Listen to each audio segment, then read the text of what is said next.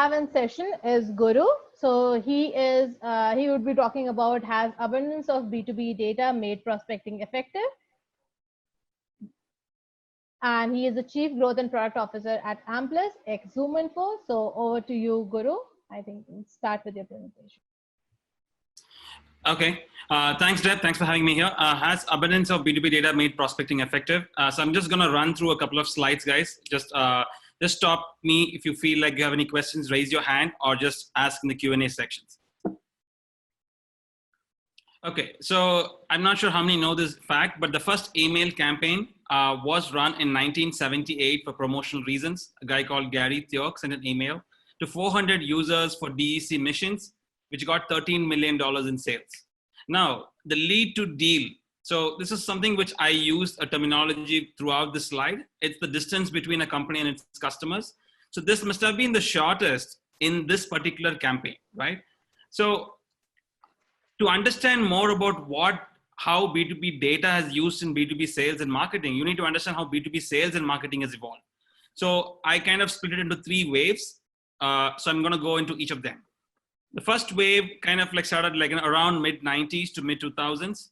So this is the time when people started going, especially companies, right? Companies started going online, websites, social presence, all increased in those 10 years. And customers, for example, right? They had access to tons of content for the first time because now companies have websites, you can go read whatever you want.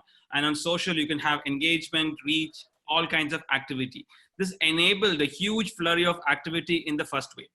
But when this first wave happened, the lead to deal distance actually got a little bit bigger. And B2B data companies kind of helped or had tried to help companies during this phase by having a lot of contact directories and company firmographic details online. So think about a phone book, just move them online, right? So this leads us to the second wave. That's the inbound wave, right? So mid 2000s to early 2010s. This is the time frame when you can say like the big events like HubSpot was started, the iPhone was launched. So as a company, you had an option to increase a lot of different content formats, video, audio, text, infographics, right? Endless. And then there was a huge flurry of activity in automation. So you can automate emails, nurturing campaigns in social, in email, in webinar. You have too many things going on there. And customers had the option to change the whole process. They made it like a buyer-led journey. They wanted to be more informed. They wanted to be educated. They wanted to learn on their own pace, not at the pace at which companies wanted. So this also kind of slowly, the inbound phase, right, increased the distance again by one chunk. So B2B data companies kind of competed to give more contacts, more company information, and something new came along, which was more behavioral data, trying to get like, what people are doing in what websites, what content are they reading. So this started coming along, right? Can I get more impressions? Can I get what people are doing it? Basically like, how they're engaging and using that engaging to nurture the prospects back. So this increased the distance a little bit. This leads us to the third wave. The third wave, I'm calling it noise, right? So from online, we went to inbound to noise, which is early 2000 to 2020. So companies, especially B2B companies, wanted to get ahead of this wave by having too many softwares they had to buy, and new roles started emerging. As you can see this chart here, this is a MarTech chart with billions in funding, right? From 2011 to 2020, we went from 150 companies in sales marketing technologies to 8,000. That's a huge jump. It's almost like, 60 times. And from a work culture, right now we're in the middle of a crisis where we're rediscovering new roles as well. We went from full-time, part-time to short tenure to remote distributed. How is this affecting, right? How is this affecting all of us in the B2B data segment? Because customers also are gonna leave a lot of digital footprint across different platforms. We didn't have TikTok 5 years back. We didn't have multiple platforms earlier. So the footprint and the exhaust increased in this noise phase. And this cemented the next pillar in the distance. So you saw the distance curve, right? It went from 2 blocks to 5 blocks, and it kept increasing.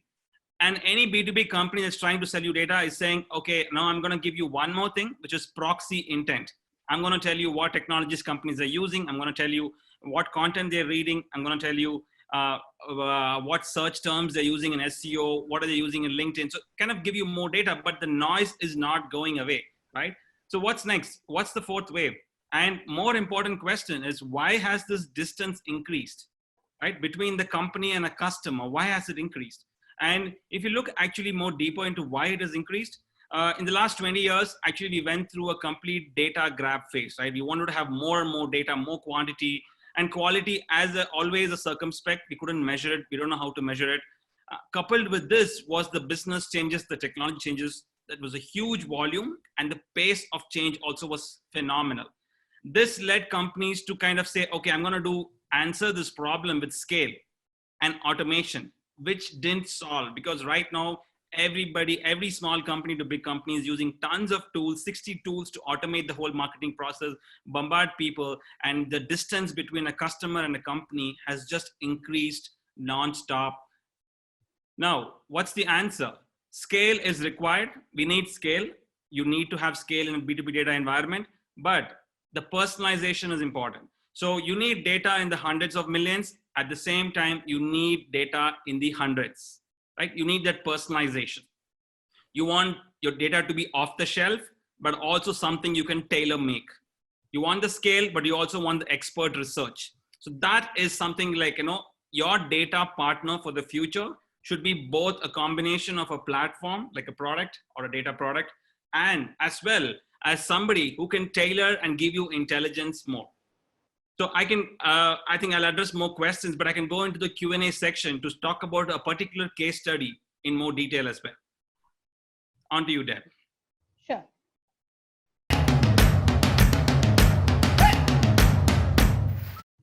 So we'll take our first question, Guru.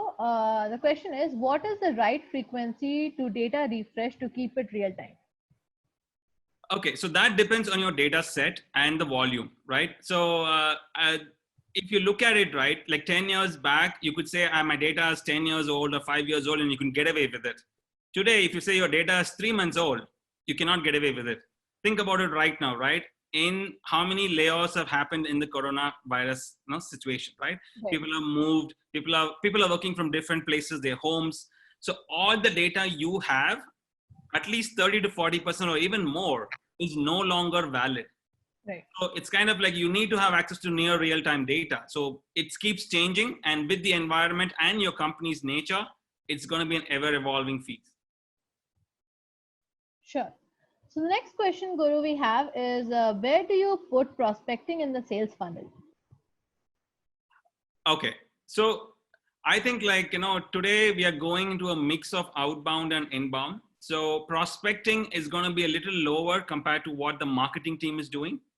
I feel it depends on which team you're talking about. If it's an inside sales team, then you can actually sit very closely to the marketing and catch on it. Like for example, right, this is the marketing team doing an event, and if you get a demo request, immediately the inside sales team can jump on it, right? Sure. That's one use case. But if you don't have that much of a marketing team, and then your prospecting will be the first touch point of a customer. So it depends on how your team is structured and what your philosophies are. Right. Understood. We have a question from Kiran. He asks, in such a dynamic situation, how do you evaluate the right data? Okay, that's actually a very good question.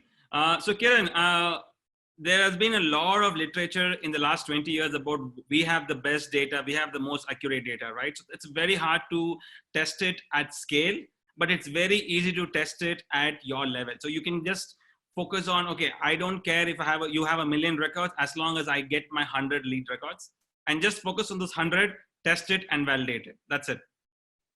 And you also have to learn about, data companies pretty much are not in the business of selling data. They're in the business of selling the convenience of having data. So your question would be, even if I get 50% right data from this particular vendor, if I don't go with that, how am I going to get that 50% at least? So that's the question you have to ask. Understood. So Somnath asks here, what is the right tool for prospecting apart from LinkedIn, which is more effective in terms of quality of data?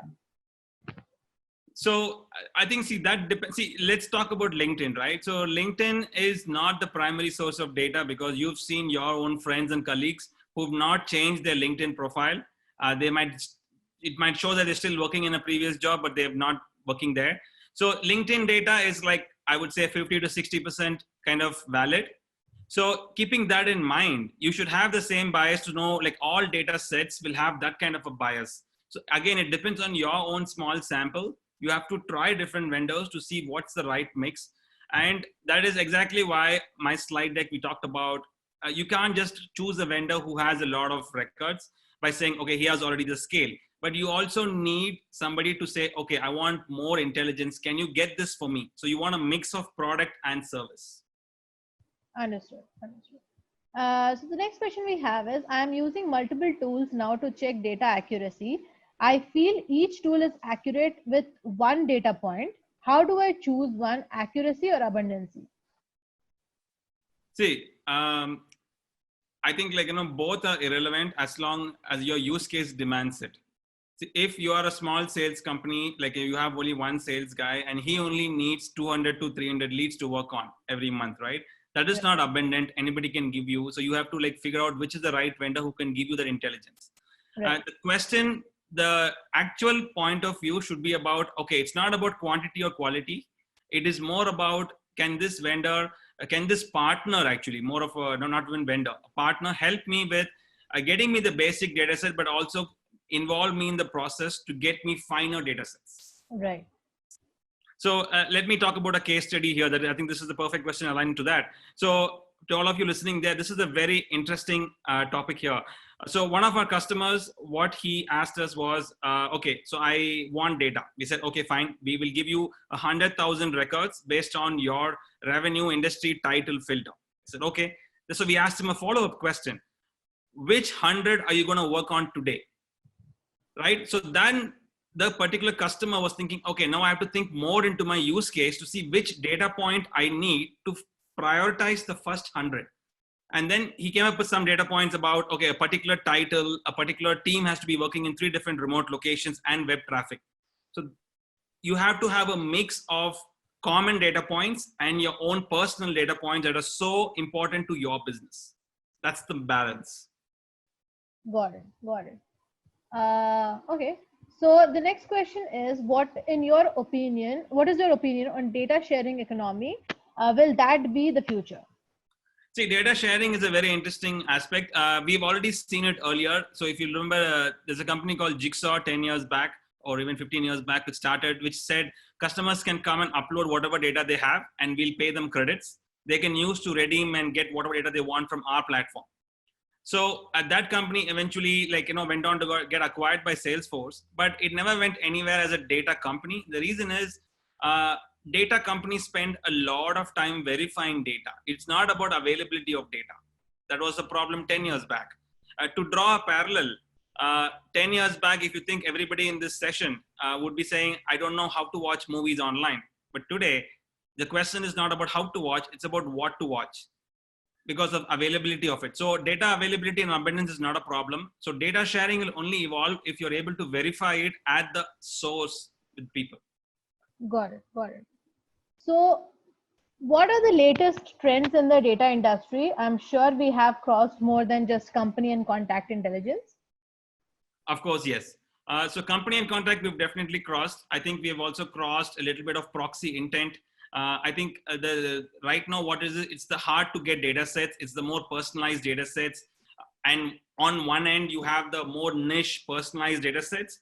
And on the other end, you want to have a single source of truth. So it's like a customer data platform. So I have all data coming in and I'm able to know which one is valid based on this particular platform is scrubbing it off, let's say 1 billion records.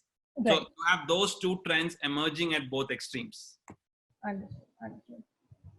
So what do you predict the data decay percentage once the pandemic is over? I think in most companies, the data decay is going to be upwards of 40%. Okay. Okay. So this is a question from Harsha. He asks, what would be B2B in 15 years from now? Any advancements and how do you cope up with the change? So what would be B2B 15 years from now? Yeah. So in what dimension? Data dimension? He just doesn't ask that. Probably you can answer for the data. So, okay, so B2B data 15 years, I think it depends on one big overriding sentiment about opt-in data. You have to see like how big the trend is going to come in terms of, there are two trends actually. So one is me opting in data. Second is how am I going to get paid for my data? So those two trends could significantly impact how B2B companies kind of use it. I think we can even combine B2B data with referral. So there are some angles which could possibly emerge depending on how open people are to selling their own data. Sure, understood. So can we use prospects data for inbound campaigns in some way? Of course, yes. So there are a lot of tools right now. So where you can use your prospects data mapped to the IP address. So when people come, so you can actually start prospecting, and when you know these people are the same people coming to your website and checking it out, you can merge these two. That's one way. The second way is, even if you get an anonymous kind of a visitor, you can use that to immediately get data on what particular company or title this particular person is coming from. Got it, got it. So how much data is enough data for outbound? So the question directly depends on how many leads you want. So you want 100 leads. Okay, so let's take a conversion percentage. 20% of all customers are responding to your campaign. So you need 500 data points, right? 500 records. And again, see, the thing is not about adding more rows. It's about adding more columns. Got it. So that is exactly what we say about, we use a term called contextual intelligence, where we say, don't just keep adding more rows, because like there are only 7 billion people in the world. At one point, they're going to end out of it, right? Your target customers. Keep adding more columns, because move away from revenue industry title. Let's focus on more data fields that will let you choose the first 100 out of the 100,000 records that are your prospects target market. Got it. Got it. So another question that has come up is it better to buy data from data companies or to prepare your own, even if it takes more time? Okay. I'm not sure how you're going to make your own data. But see, again, it's going to be a tailor. It's actually a fast, see, I think like the way to compare that is cooking your own food better than eating at a restaurant? It's not. So there are benefits to both. The idea is, one is time consuming. You're going to spend more time, right? If you're going to if you're going to prepare your own data, it's going to take a lot of time for you to get to even, let's say, 10,000 records, right? Instead of that, you just work with a vendor who's trustworthy. Within a couple of minutes, your deal is done. You're happy, they're happy, and they've provided value. You provided money in exchange for that value. Got it, got it. So we'll take, I think, one last question now. How important are data enrichment tools? See, I think data enrichment tools are, it's not an option anymore. It's like the necessity right now. Because as I said, like, you should move away from the more profile information or the company firmographic information. You need to add more data points. You need to understand the behavior, the proxy intent. You need to know what custom data points are so relevant for your business, right? So data enrichment is very key. Like I was telling about an example of a customer. So this customer wanted the web traffic. They wanted a particular engineering title working and a particular title working in 3 different locations, right? Now, this is gold to that particular customer. And for the next customer, those 3 data points are completely junk. Got it. So data enrichment, it depends on your use case, and it's going to become very commonplace. Actually, we have a really good question. I'll just take that up from Arunava. Will AI, IoT, and ML really authenticate the buyer behavior of a prospect in B2B sales? Okay. So, I mean, it depends on how these technologies are embedded into our lives. If you look at it, right? So IoT is completely embedded into, like, all the appliances we use. And in the future, I think, like, we're going to have a lot of more video conferencing, more real-time AI, AR solutions at home, right? So these are going to validate and kind of think about it, right? If I watch a video and it can automatically sense my interest and intent in the video itself or in a live conference, immediately it's going to help. Let's say a sales guy is going to have 100 Zoom calls, and immediately at the end of the 100 Zoom demos, Zoom is going to tell him these 30 people were more engaged than the remaining 60 using eyeball attention and AI mapping. It is definitely going to give you that extra column or data point for you to focus on those 20 instead of the 100. Right. So got it. Anytime, this will always help us get more data points to prioritize our data set and pick the right prospects. Sure. So, Guru, I think we'll end our question answer session here. We'll take up questions and I'll forward that to you. If you have any other resources that you want to share, please do share it with us. We'll put that on our landing page. Of course. Thank you so much. Thanks, Guru. Thanks for joining in. Hey, hope you like the recording. Do check us out at Amplus B2B Bench for 11 more killer content. Also try out Amplus Sales Buddy if you want to ring that next customer who is waiting for it. Hey, hope you like the recording. Do check us out at Amplus B2B Bench for 11 more killer content. Also try out Amplus Sales Buddy if you want to ring that next customer who is waiting for it.